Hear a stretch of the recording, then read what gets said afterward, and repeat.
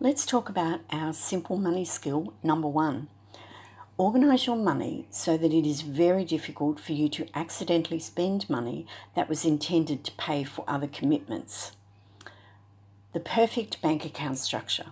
By structuring the flow of your money through a number of well-planned accounts, each with its own role to play, you take a giant step towards achieving more of what you want with less money stress.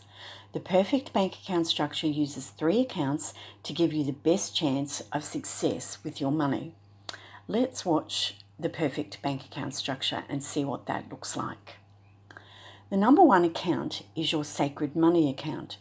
All income is deposited to this account, predictable bills are paid from this account, and money is transferred to other accounts from this account.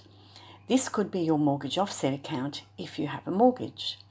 This account will store money to be available to pay your regular predictable bills.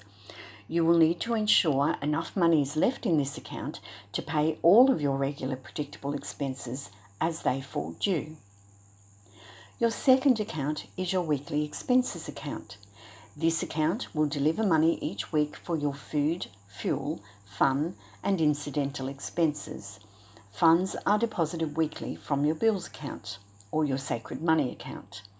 Ideally, this account will be one that gives easy access to this money, either with a debit card or cash withdrawal.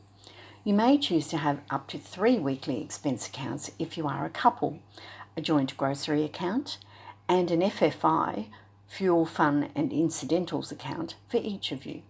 These accounts are zero accounts, and money transferred in is allocated to be spent during the week, taking the account back to zero before the next transfer.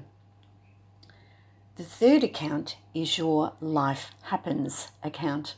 This account is used for the unpredictable, uncontrollable life events, and an amount of money, no matter how small to start, needs to be deposited into this account for these events because life happens. Your goal saver accounts can also be set up, but only if you have money to spare after you have paid your predictable regular bills and allocated money to your weekly expense and life happens accounts.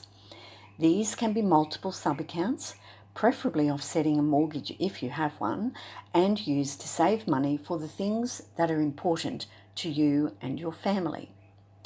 So let's see how this money flows. All income is deposited into your sacred money account. An amount is allocated to weekly living expenses, and this is transferred from your sacred money account to your weekly living expenses accounts. An amount, no matter how small to start, is transferred to your life happens accounts.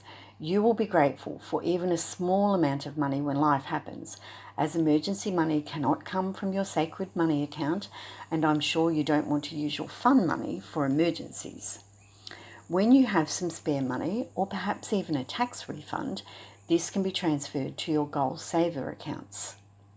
You may find it difficult knowing how much money you need to keep in your predictable bills account, how much money you can afford to transfer to your weekly expenses account, and how much money you have left to be put aside for your life happens accounts.